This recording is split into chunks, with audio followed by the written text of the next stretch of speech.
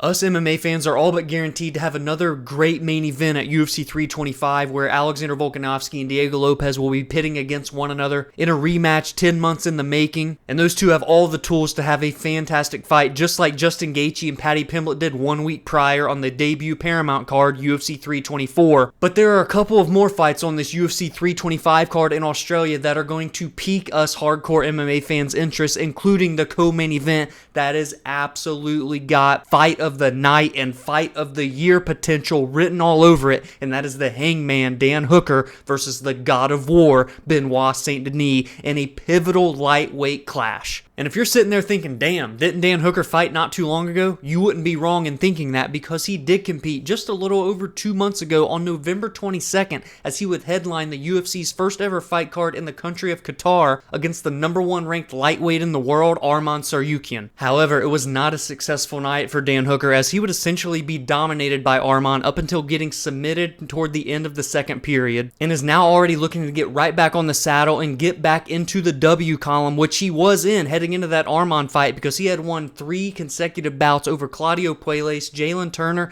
and Mateusz Gamrot between November of 2022 and August of 2024. And for where he sits currently in the lightweight division, number 6 in the world, Dan Hooker is absolutely no more than 2 or 3 wins away from title contention, and so that run can restart here against Benoît Saint Denis, who sits at 2 spots behind him at number 8. As for 2025, you could say that it was the year of Benoît Saint Denis, his coming out party, if you will, and it was his resurgence year, proving that he is still that guy, because let us not forget that in 2024, he would be defeated by both Dustin Poirier and Renato Moicano, both of them in relatively brutal fashion. A knockout loss to Dustin and a TKO doctor stoppage against Renato Moicano after being utterly brutalized down on the canvas. But he proved that he can get through that adversity, get through that mental block, and bounce back last year with a 3-0 year, all 3 wins by way of stoppage, a submission win over Kyle Prepolek, a submission win over Mauricio Ruffy, the fighting nerd who was riding tons of momentum into their UFC Paris bout in September, and a 16-second knockout over the perennially top 10 ranked Beneil Dariush at UFC 322 on November 15th. So yeah, Dan Hooker's bouncing back pretty quick, just a little over 2 months from his last fight, but the same can be said for Benoît Saint Denis, who fought just 1 week prior to when Dan Hooker did. And so not only does this fight have massive implications for the division, number 6 versus number 8 in the world, Dan Hooker trying to right the ship in his career and hold his spot amongst the elite, Benoît Saint Denis looking to finally prove that he is amongst the elite and extend his win streak to 4. Then you take into account that the interim championship in this lightweight division just was fought for last week at UFC 324 between Justin Gaethje and Paddy Pimblett. We have the looming presence of Ilia Topuria looking to make a return in the first half of the year. The #1 ranked Arman Tsarukyan is just waiting in the wings for a title shot. Max Holloway and Charles Oliveira, we are just a little over a month away from their rematch 11 years in the making for the BMF championship at UFC 326. The lightweight division is always one of the main focal points of the UFC each and every single year, and 2026 is proving to be no different. But then you take all of those lightweight storylines and you bring them into this stylistic X's and O's. These two are going to duke it out. Whether it be for 15 minutes or whether it be for 34 seconds, this is going to be a blood and guts war where ultimately someone will have to break in this fight. They will have to wilt to the pressure of their opponent. But the question is, who will that be? Will it be Dan Hooker succumbing to the pressure and pace and finishing prowess of Benoît Saint Denis,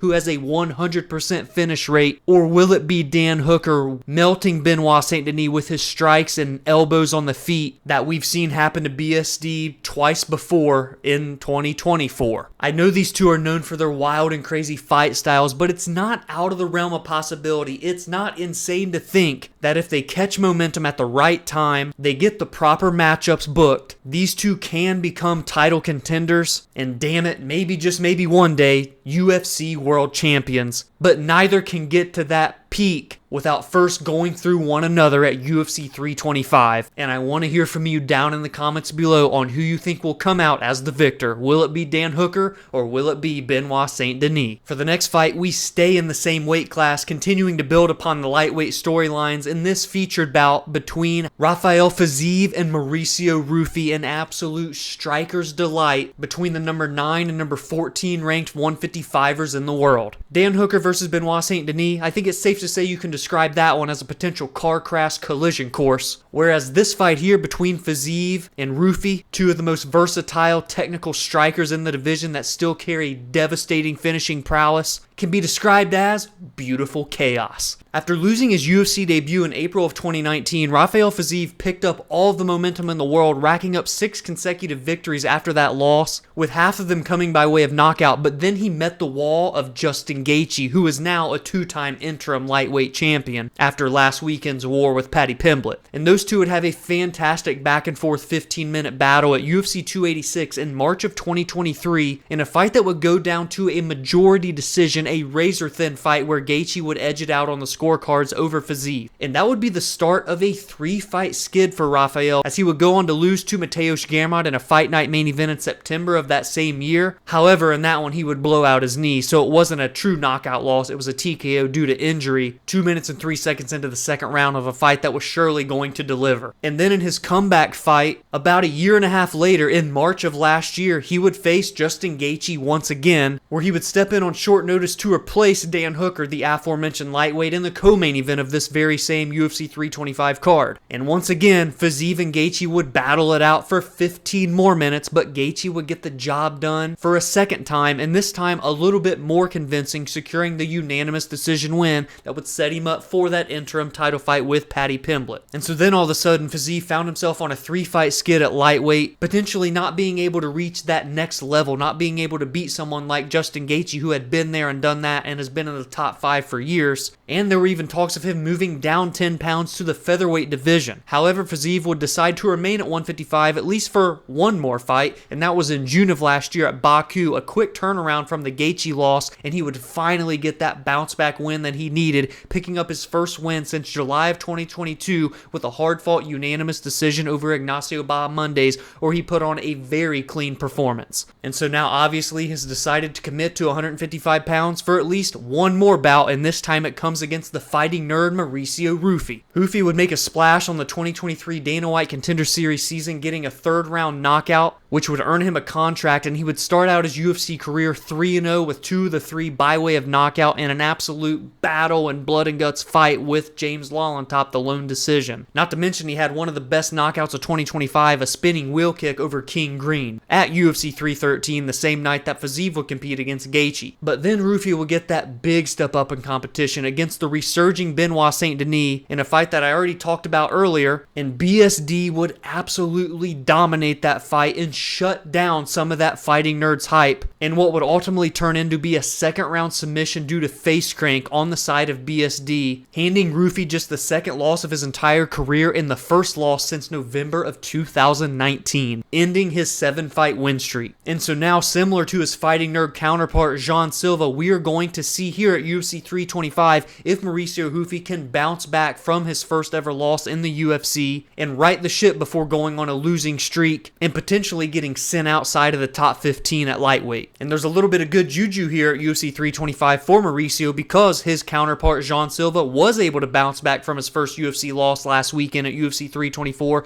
with a fantastic fight with Arnold Allen, where he would earn a unanimous decision, and as of this past week is now ranked in the top 10 of the featherweight division. And now Ruffy will have the same exact opportunity to crack into the top 10 of his respective division, lightweight. Much like the Hooker versus BSD fight, there's no way that this fight will not deliver. This is going to be a technical masterclass between these two high-level strikers, and while I don't think that it's a given that someone is going to get put to sleep, I do think it's a certainty that they are both going to land absolutely devastating strikes against one another. It's just a matter of who can wear that damage better and solidify themselves as an elite level lightweight contender for the remainder of 2026, setting themselves up for a potential top 5 matchup next. And last but not least, from a storyline in-depth perspective, we head to the big boy division, the heavyweights, as we will see Tai Tuivasa back for the first time since August of 2024, essentially a year and a half since we've seen Bam Bam in the octagon, and he will be taking on the 6'8" giant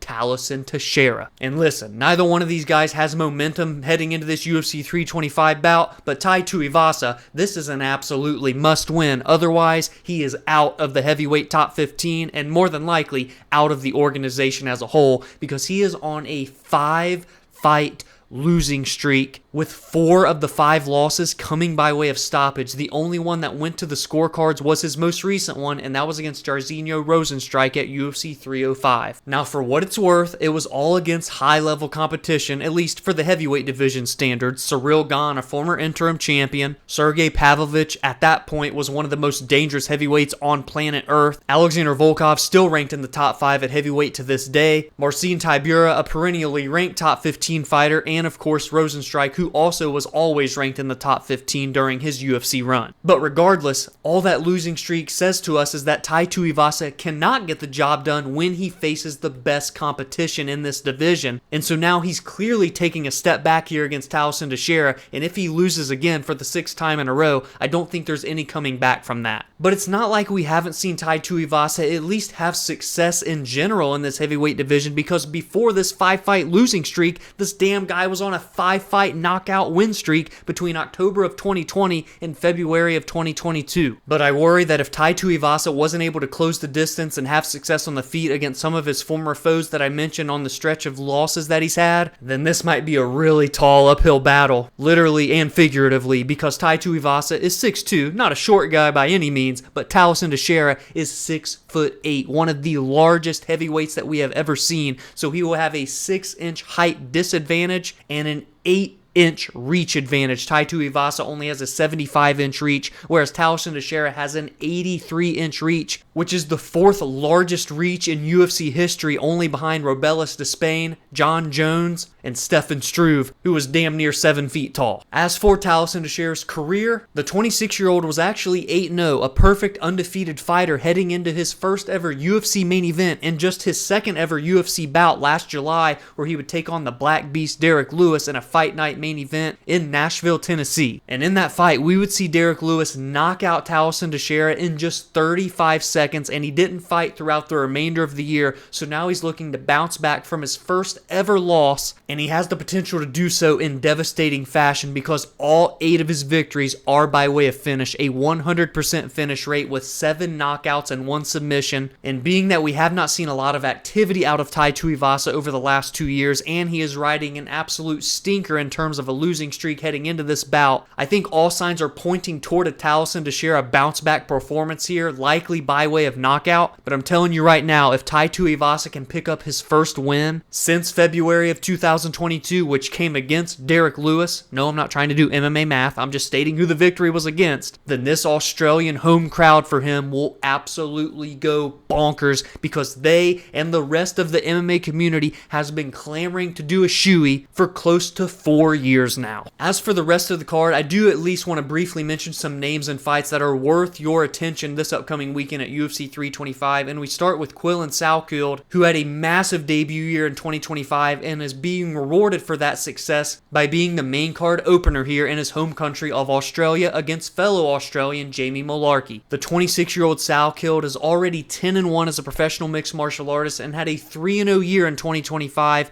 with 2 of the 3 by way of devastating knockout. One of them came in just 19 seconds, his UFC debut, and the other was one of the most brutal, devastating knockouts of 2025, a head kick knockout heard around the world against the veteran Nasrat Akparast. And so he enters this fight at UFC 325 on a 10-fight losing streak, having not lost since his professional debut back in February of 2021. And his opponent, Jamie Mullarkey, enters this fight having lost 3 of his last 5, and I think it is an uphill battle because Quillan Salkeld looks to have all of the skills to be a future top 15 ranked fighter. We've got a fight in the light heavyweight division that has a high likelihood of ending by way of stoppage, as Junior Tafa will be taking on Billy Elikana. Tafa, in 10 professional bouts, has only seen the judges' scorecards 1 time, with all 6 of his professional wins coming by way of knockout and having been finished in 3 of his 4 losses. And Billy Elikana, at 30 years old, right in his prime, enters this fight with 2 of his 3 UFC bouts ending by way of stoppage. One was his debut loss to Bogdan Guskov, and the other was a submission victory in the first round against Kevin Christian in November of last year. So not wasting any time in his return bout, and in what will also be his 4th UFC fight already since his debut against Guskov, which happened in January of last year. So so he is remaining active, which this light heavyweight division desperately needs. And for what it's worth, the first 4 fights of the UFC 325 card will feature Road to the UFC matchups in the lightweight, featherweight, bantamweight, and flyweight divisions, so look out for those young, potential, bright, up-and-coming stars early on in the night. So that is it for the UFC 325 breakdown, and now it's time to turn it over to you. I want you to give me all of your thoughts, your predictions, and your bets for this fight card down in the comments below. And if you enjoyed this video, please be sure to drop a like and subscribe to the channel if you are new, because alongside with these weekly breakdowns of the biggest and best fights and storylines, I also recap the most meaningful results in the aftermath of every card, and I give my thoughts and opinions on MMA news and fight announcements. You can also join the community on social media at Verbal Spar MMA on X, Instagram, and TikTok, as well as like the Facebook page Verbal Sparring MMA,